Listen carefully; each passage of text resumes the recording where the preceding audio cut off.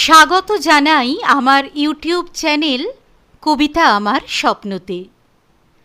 আজ আমি পড়া শুরু করছি রহস্য রোমাঞ্চে ঘেরা এক উপন্যাস, একেবারে নতুন উপন্যাস লকডাউন। লেখক দেবাশিস দত্ত ওরফে দেবদত্ত। যদিও লকডাউনের সময় লেখা এই উপন্যাস, তবুও এই উপন্যাসে রয়েছে একদিকে রহস্য রোমাঞ্চ, অন্যদিকে কাশ্মীর ওয়াদিয়ার এক অপরূপ সুন্দর বর্ণনা। আশা করি আপনাদের খুব ভালো লাগবে। আজ প্রথম পর্ব। Trip trip trip trip. বেশ কিছুক্ষণ ধরে এমন একটা শব্দ শুনতে পাচ্ছি, নির্দিষ্ট ব্যবধানে জলের ফোঁটা পড়ার শব্দ। চারপাশে মারিয়ানা ট্রেঞ্চের মতো নিশ্ছিদ্র অন্ধকার। আপাদ মস্তক ঢেকে অভূতপূর্ব এক শয়ন অভিজ্ঞতার সাক্ষী হয়েছি। শ্রবণ অনুভূতি ঘিরে দ্রাস উপত্যকার মধ্য দিয়ে তীব্র বেগে বয়ে চলা হিমেল বাতাসের রক সঙ্গীত। পাইন লগে তৈরি 6 ফুট উঁচু একটি মাচায় স্তরে স্তরে সাজানো জ্বালানি কাঠের পাইল, তার ওপর দুটো ভোঁটকা কম্বল পেতে এই আজব পালঙ্ক বিশেষ। কম্বলগুলোতে ঘোড়ার গায়ের উগ্র গন্ধ। ভাগ্যিস তার ওপর হাই ডেন্সিটি ফোমের স্লিপিং ম্যাটটা বিছিয়ে নিয়েছিলাম। স্লিপিং ব্যাগের অপটিমাম উচ্চতায় কুকুর কুণ্ডলি পাকিয়ে পড়ে রয়েছি। শরীরে সারা দিনের পথ হাঁটার শ্রান্তি, বাইরে রক্ত জমিয়ে দেয়া ঠান্ডা। দুয়ের মাঝে তীব্র লড়াই চলছে। কপালের দুপাশের যন্ত্রণাটা ক্রমশ বাড়ছে। হেডরেস্টটা সাথে ছিল, তাই রক্ষা। আসলে বরফ ঢাকা প্রকৃতিতে অক্সিজেন ঘনত্ব কিছুটা কমে যায়, তাই এই কষ্ট। তবে পূর্ব অভিজ্ঞতা বলছে এইটুকু হাইপক্সিয়া সামলে নেব। মাচার নিচে একটা আস্তাবল কাম ভেড়ার খোঁয়াড়, খোঁটায় বাঁধা দুটো ঘোড়া, গোটা 25 ভেড়া আর পশমিনা ছাগল গাদাগাদি করে রয়েছে। থেকে থেকেই ঘোড়াগুলো হুর হুর শব্দ করে শরীর ঝাঁকাচ্ছে। অকারণ পা ঠুকে অনাকাঙ্ক্ষিত অনুপ্রবেশকারীর প্রতি অসন্তোষ ব্যক্ত করে চলেছে। রাগটা তাদের মালিকের ওপরও হতে পারে। ওদের পিঠের কম্বল জোড়া যে এখন আমার পিঠের নিচে। ছাগল আর ভেড়াগুলো অবশ্য তুলনায় শান্ত। ওরা বোধহয় হাঁটু মুড়ে বসে ওর গায়ে মাথা পেতে ঘুম দিয়েছে। মাথার দিক থেকে জলের ফোঁটা পড়ার একঘেয়ে শব্দ শুনতে শুনতে ব্ল্যাক হোলে হারিয়ে যাওয়ার অনুভূতি হচ্ছে। খেয়াল করছি দুটো ফোঁটা পড়ার শব্দের অন্তর ক্রমশ বেড়ে চলেছে। বরফ যত জমবে ফোঁটার অন্তর বাড়বে। তারপর একসময় জলের শেষ বিন্দুটা আইসকেলের তীক্ষ্ণ ডগায় এসে বরফের কেলাস হয়ে আটকে যাবে। ঘোড়া দুটো ঘুমিয়ে পড়বে ততক্ষণে। তারপর গভীর নৈশব্দ গ্রাস করবে সমস্ত উপত্যকা। স্লিপিং ব্যাগ থেকে কোনো মতে হাত বের করে কবজি ঘোরাতেই ঘড়ির স্ক্রিনে সবুজ আলোয় ডিজিটাল অক্ষরে ফুটে উঠল 21:18, টিউসডে 24 মার্চ 2020। সার্জারিটা পেশা আর পাহাড়ে ঘোরা নেশা, তবে তা কেবলই কাশ্মীরের পাহাড়ে।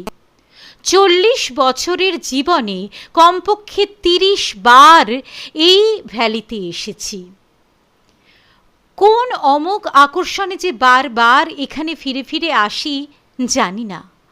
কখনো বছরে 2 বার, কখনো 3 বার, কখনো আরও বেশি। বন্ধুরা আমাকে পাগল বলে, বলে বারবার এক জায়গায় কি দেখার আছে, একঘেয়ে লাগে না? না, আমার লাগে না।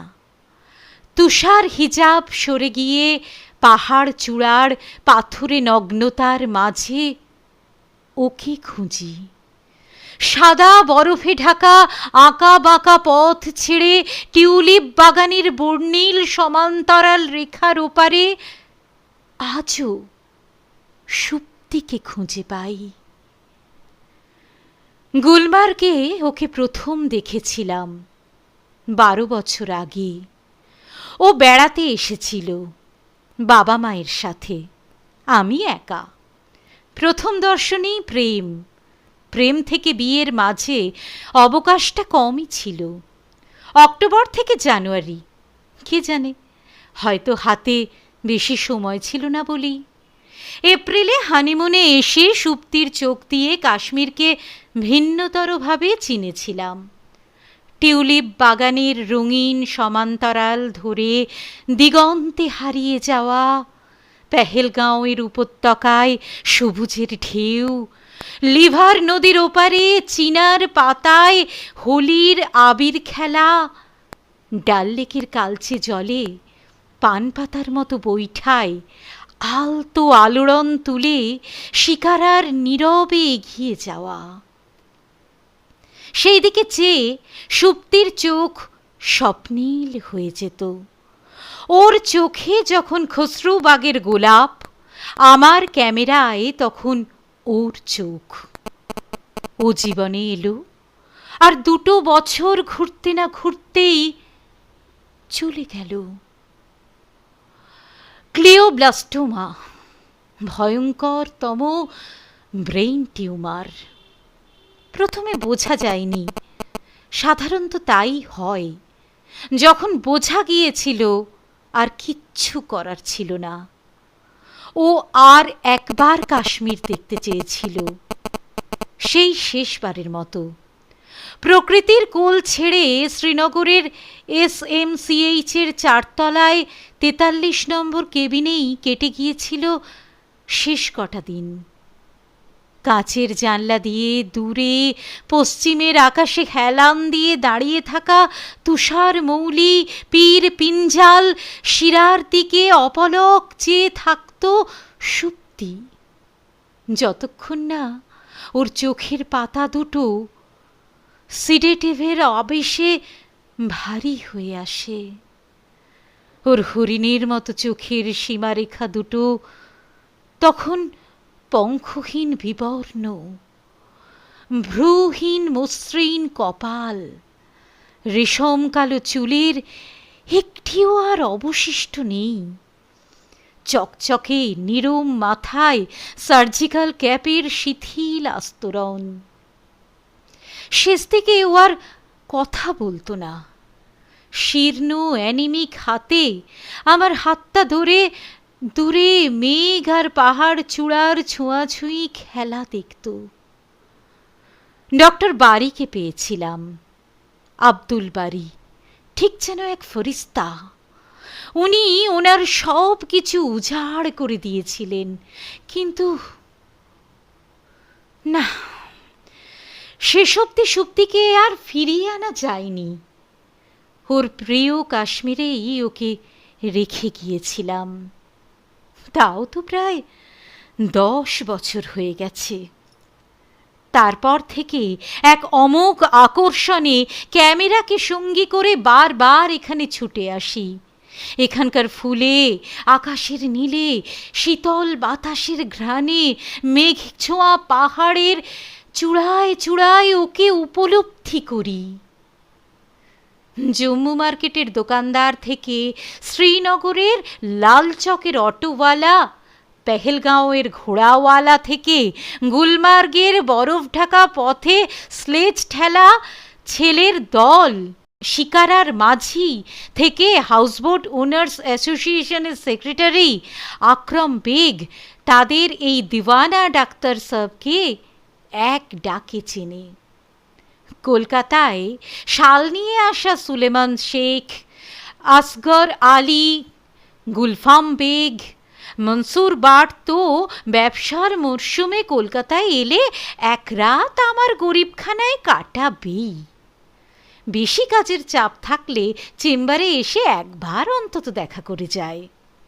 ফেসবুক হোয়াটসঅ্যাপে তো নিয়মিত যোগাযোগ রাখে। সেভাবে দেখলে এখন আমার বাঙালি বন্ধুর চেয়ে কাশ্মীরি বন্ধুর সংখ্যাই বোধহয় বেশি হবে।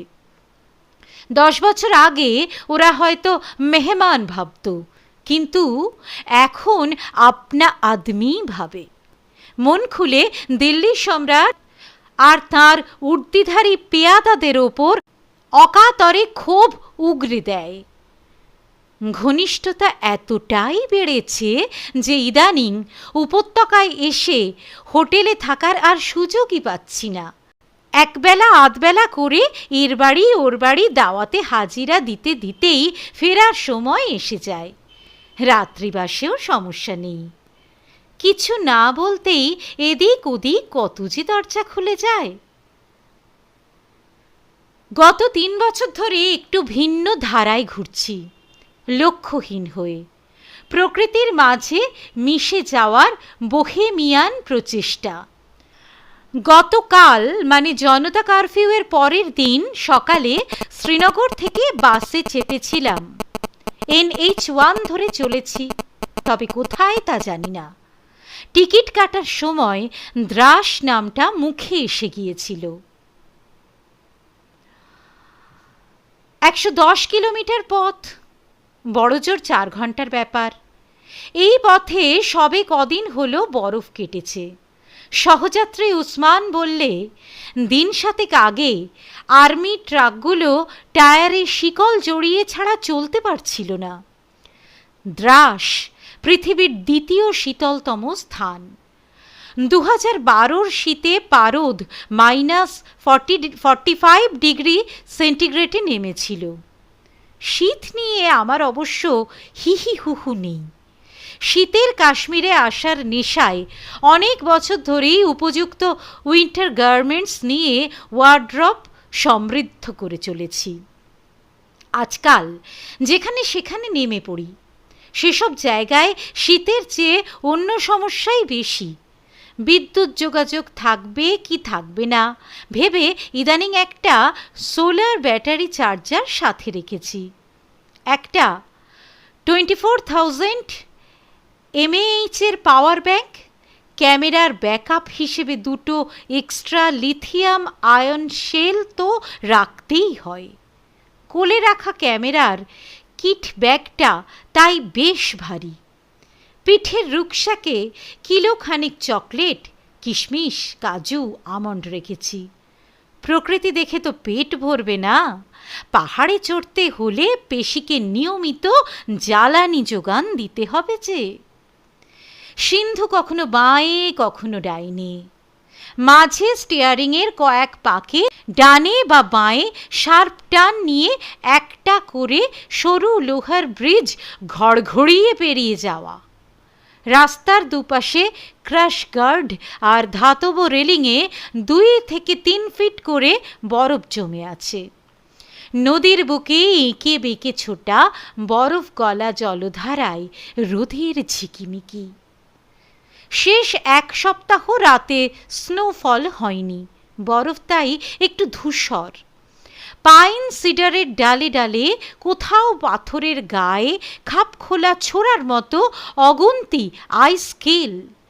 টুপিয়ে পড়ার আগের মুহূর্তে তাতে তীক্ষ্ণ ডগায় ঝুলতে থাকা জলবিন্দুতে সূর্যের তির্যক আলো ঝিকমিক করে উঠছে।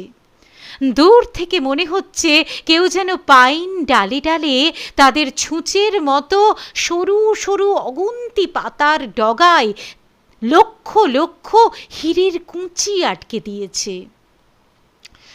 বরফ মোড়ানো জজিলা পার করে চলেছি আরও উত্তরে।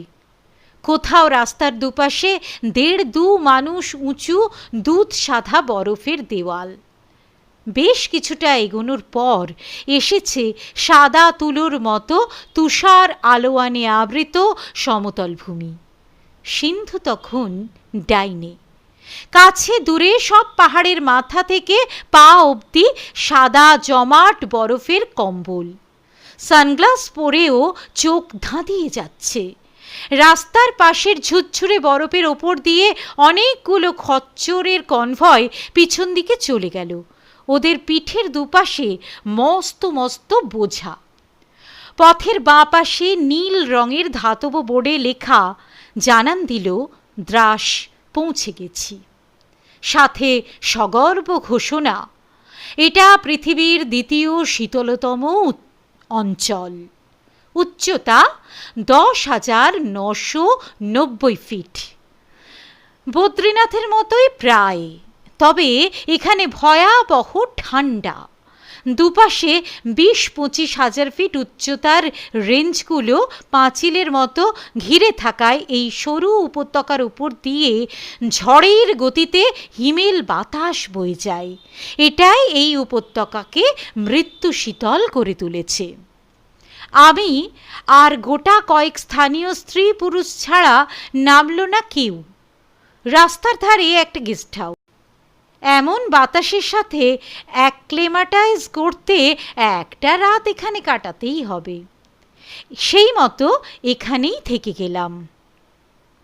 পরদিন সকালে ঝলমলে রোদে পা রেখে নিজের লক্ষ্য খুঁজে পেয়েছি।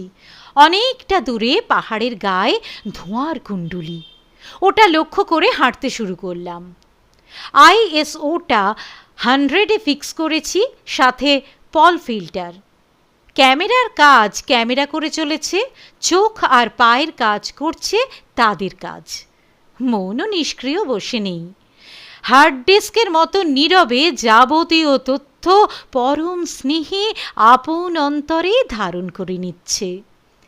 এমন প্রকৃতির সাথে সুপ্তির দেখা হয়নি কখনো। হয়তো মনের কোণে আশাটুকু লুকিয়ে রেখেছিল, প্রকাশের অবকাশ পাইনি। কয়েক ঘন্টা হলো হেঁটে চলেছি। ধোঁয়াটা যে এত দূরে তা বুঝতে পারিনি। বরফে পা দিলেও সমস্যা হচ্ছে না, শক্ত জমাট, তবে একটু পিচ্ছিল। গভীর গ্রিপওয়ালা জুতোটা বিশ্বস্ততার সাথে সুরক্ষা ও ভারসাম্য প্রদান করে চলেছে।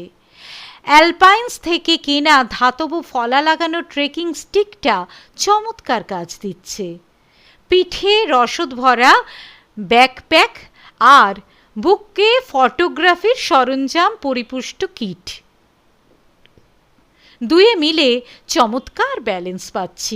রাস্তার পাশে দুটো বাচ্চা ছেলে পশমিনা ছাগলের একটা দলের ওপর নিরন্তর নজর রেখে এগিয়ে চলেছে। ওদের কাছে দাঁড়িয়ে বুঝলাম ওরা বাল্টি ভাষায় কথা বলছে। স্রেফ কাশ্মীরকে ভালোবেসে পুস্তু, সিনা, বাল্টি এসব ভাষার কিছু কিছু শব্দ শিখে নিয়েছিলাম। কাজে এলো। দূরে ধোঁয়া দেখিয়ে ওখানে যাব বলাতে ছেলে দুটো ভারী অবাক হলো। আমার পোশাক, ক্যামেরা ও চেহারা দেখে এটা অন্তত বুঝেছে যে আমি সেনাবাহিনীর কেউ নই। গোটা কয়েক বাল্টি শব্দ সেই বিশ্বাসে অতিরিক্ত শক্তি দিয়েছে। ওরা জানতে চাইল ওখানে কেন। ক্যামেরা দেখিয়ে বোঝালাম ছবি তুলব। ওরা বলল, এ আর এমন কি, ছবি তুলতে চাও তো তোলো। বোঝালাম ওই ধোঁয়া ওঠা ঘরটা নয়, ওই ঘরের সামনে থেকে দ্রাস ওয়াদির হাসিন নজারা দেখাই আমার লক্ষ্য। ছেলেগুলো কি বুঝলো জানি না, আঙুলের ইশারা শক্ত আর ঝুরঝুরে বরফের পার্থক্য বুঝিয়ে দিয়ে চড়াইয়ের পথে চলে গেল। চকলেট বার আর কিসমিস খেতে খেতে চড়াই আরম্ভ করলাম। সূর্যের অবস্থান বদলের সাথে সাথে উপত্যকার রূপ বদলে যাচ্ছে। এমন ঘন নীল আকাশ গত শরতেও দেখিনি। পোলারাইজিং ফিল্টারটা অত্যাবশ্যক অনুষঙ্গ হয়ে উঠেছে। নীলচে সাদা আকাশকে গাঢ় নীল আর ঝাপসা সাদাকে স্পষ্টতর সাদা করে তোলার এই প্রতিসারক মাধ্যমটি এখানে বিশেষ প্রয়োজন। বরফের নীলচে আভা কাটাতে হোয়াইট ব্যালেন্স 6500K থেকে 8000K মধ্যে রেখে চলেছি। পায়ের দিকে চেয়ে হাঁটতে হাঁটতে একটা ভুল পাকদণ্ডি ধরে ফেলেছিলাম। ফলে সেই ধোঁয়া ওঠা বাড়িটাকে পাশে ছেড়ে অনেকটা ডান দিকে উঠে গেছি। ঠিক করলাম আর একটু চড়াই করে সামনের থ্যাবড়া মাথা পাহাড়টায় উঠব। অক্সিজেনের সামান্য ঘাটতি ছাড়া আর কোনো কষ্ট নেই, হবারও কথা নয়। আসলে আমার বংশগতিতেই ব্যাপারটা রয়েছে। বাবা ডাক্তারির পাশে বক্সিং চর্চা করাতেন। তার ফিটনেস মন্ত্র আমার ক্ষেত্রেও প্রায় সেই রকম। স্রেফ কনসেন্ট্রেশন বাড়ানো আর ডিসিপ্লিন শেখানোর জন্যে বাবা একটা ভালো মার্শাল আর্ট স্কুলে ভর্তি করিয়ে দিয়েছিলেন।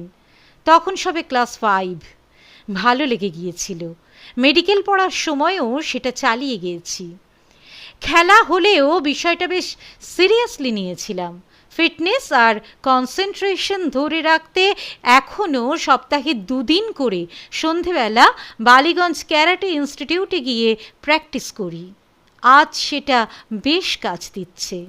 ফাঁকতালে 2010-এ সাংহাইতে একটা ইন্টারন্যাশনাল কম্পিটিশন জেতা আর পরপর 2টো ব্ল্যাক বেল্ট পাওয়া নেহাতি উপরি আয়।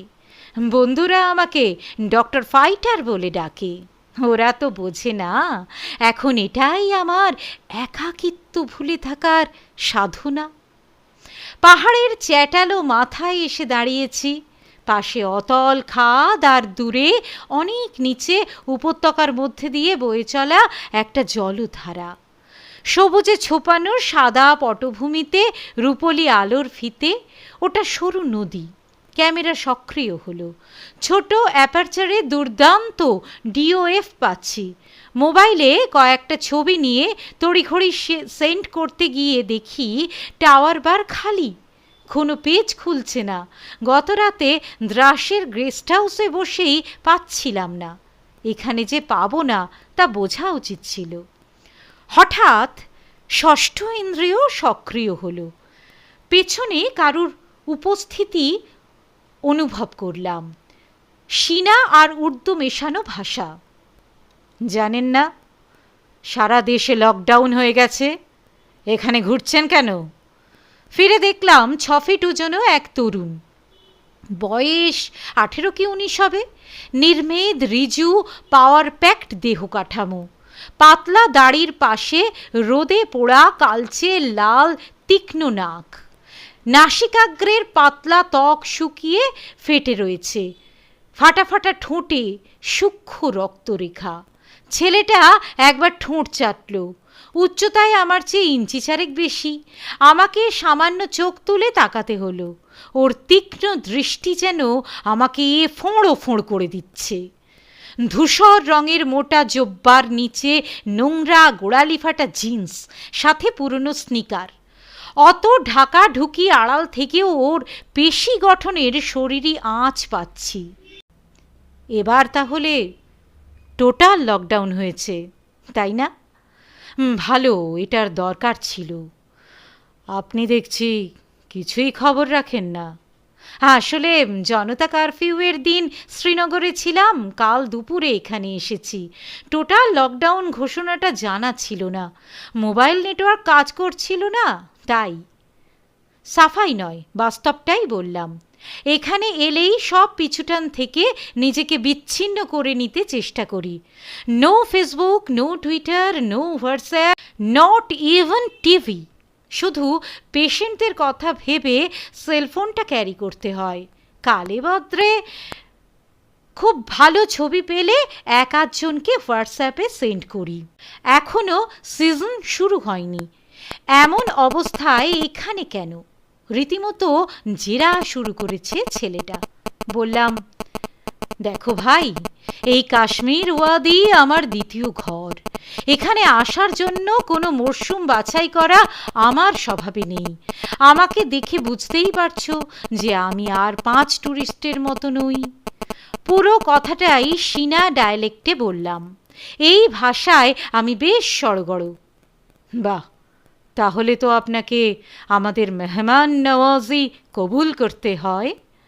কাশ্মীর এসে ঠিক এই কথাটা কতজনের কাছে যে শুনেছি তার হিসেব নেই। কিন্তু এবারে যেন শুনলাম সেটা একটু ভিন্ন সুর। তোমার বাড়ি কোথায়? ছেলেটা আঙুল তুলে বেশ কিছুটা নিচে সেই ধোঁয়া ওঠা বাড়িটা দেখালো। আরে বাহ, নিচে ওই ধোঁয়া লক্ষ্য করেই তো আমি এত দূর উঠে এসেছি। ধোঁয়ার পেছনে ছুটছেন, ভারী আজব তো। বললাম, প্রকৃতির টান যে কি জিনিস তা তুমি বুঝবে না। মেইন রোডের ধারে বসেরা গেস্ট হাউস থেকে এত দূরে আস্তে আস্তে কত ছবি তুলেছি জানো? প্রায় 250। এত কি আছে এখানে? ওই যে বললাম, তুমি বুঝবে না। ছেলেটা আমায় সঙ্গে করে নিয়ে চলল। অত্যন্ত দ্রুততায় পাকদণ্ডী বেয়ে নামছে।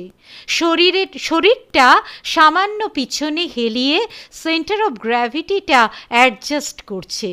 পথে যেতে যেতেই একটা ডিল করে নিল, যে কদিন লকডাউন চলবে সেই কদিন ওদের ঘরেই থাকতে খেতে পাবো, দৈনিক মাত্র 200। অফারটা মন্দ নয়, ডিলটা পাকা করা যায়। নিচে আর্মি বেসে রিপোর্ট করলেই কোথাও কোনো কোয়ারেন্টাইন সেন্টারে নিয়ে গিয়ে কয়েদ করে রাখবে কে জানে। তার চেয়ে এই ডিলটাই ভালো।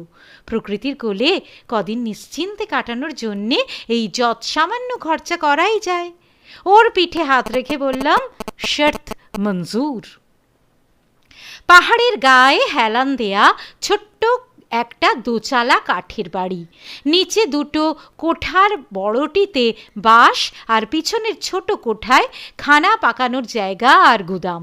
দেখে মনে হলো দ্বিতীয় চালের নিচে একটা কম উচ্চতার কুঠুরি আছে। রোজা সিনেমাতে হিরো যেমন কুঠুরিতে আটক ছিল ঠিক তেমনি। পাশে 15 ফিট দূরে একটা মাঝারি আকারের আস্তাবল কাম খোঁয়াড় কাম জ্বালানি কাঠের গুদাম। দুদিকে কাঠের তক্তা দিয়ে বন্ধ, বাকি দুদিকে ছাদ ছোঁয়া কাঠের গরাদ। সামনে খিল লাগানো 2 পাল্লার গেট। চিতার আক্রমণ থেকে ছাগল ভেড়াগুলোকে রক্ষা করতেই সম্ভবত এই ব্যবস্থা। তক্তা ঘেরা দিকটা 6 ফিট উঁচু মাচার ওপর রাশি রাশি পাইন কাঠের সরু লগ স্তরে স্তরে সাজানো। পাশে হেলিয়ে ঠেকানো একটা কাঠের মই, মাচানে ওঠার জন্য। মাচানের নিচে ঘোড়া, ভেড়া আর ছাগলের বাস। বুঝলাম, জনমনুষ্যহীন এই পাহাড়ের ঢালে এক সম্পন্ন ভেড়ার মালিকের ডেরায় এসে পৌঁছেছি। আমি যখন এদিক ওদিক আমার অনুসন্ধানী চোখ বোলাচ্ছি, ছেলেটি দরজার সামনে গিয়ে ভিতরে থাকা কারুর উদ্দেশ্যে চাপা গলায় কিছু বলল। দরজার পাশের আড়াল থেকে একটি পরিশীলিত নারী কণ্ঠ শোনা গেল। দেখতে দেখতে কথোপকথন বাদানুবাদে পরিণত হয়ে গেছে। ভিতর থেকে ঘড়ঘড়ে শব্দের 1/3 কণ্ঠ সক্রিয় হয়ে উঠল। জড়িয়ে জড়িয়ে বলা সিনা ডায়ালেক্ট বাক্য বিনিময় চলছে। শুনে যা বুঝলাম, বিতর্কের বিষয়টা আমার এখানে থাকা নিয়ে। অন্তরালবাসিনী কিছুতেই এই প্রস্তাবে রাজি নন। ছেলেটি উগ্র ভঙ্গিতে নিজের মত প্রতিষ্ঠিত করতে চাইছে। আমার কাছ থেকে 10 দিনের আগাম বাবদ নেয়া 2000 টাকার নোটটা বারবার তুলে ধরে সিদ্ধান্তটা নিজের দিকে আনার চেষ্টা করছে। ভিতর থেকে এমফাইসেমা আক্রান্ত পুরুষ কণ্ঠটি মধ্যপন্থী। শেষ অবধি অবশ্য এই বিতণ্ডা ঠান্ডা করতে সেই কড়কড়ে গোলাপি নোটটাই মূল ভূমিকা নিল। মালিকপক্ষের সহমতের ভিত্তিতে আমার জন্য এই মাচান বাস সাব্যস্ত হলো। দুপুরের রান্না হয়ে গিয়েছিল, সুতরাং ছাগলের দুধে বানানো এক বড় গ্লাস চা ছাড়া সেই দুপুরে আর কিছু জোটেনি। বাইরে খাড়া করে বসানো হাতির পায়ের মতো মোটা একটা কাঠের লগের ওপরে বসে পা দুটোকে একটু বিশ্রাম দিচ্ছি। পাশে ওই রকম আর একটা লগের ওপর ক্যামেরা রেখেছি। ছেলেটা ছোঁ মেরে সেটা নিয়ে অন করলো। দেখলাম এই অত্যাধুনিক যন্ত্রটি সম্পর্কে তার প্রাথমিক ধারণা আছে। দ্রাসে পা রাখা ইস্তক যত ছবি নিয়েছি প্রতিটি খুঁটিয়ে খুঁটিয়ে দেখতে লাগলো। মাঝে মাঝেই জুম করে আশেপাশে ঘুরিয়ে ফিরিয়ে দেখছে। হয় গোয়েন্দাগিরি, না হয় ফটোগ্রাফির প্রতি গভীর ভালোবাসা। আজকের মতো শেষ করলাম এই পর্বটি। পরের পর্বের জন্যে অবশ্যই অপেক্ষায় থাকবেন, কারণ পরের পর্ব থেকে রহস্য রোমাঞ্চ আরও প্রগাঢ় হতে চলেছে। ধন্যবাদ।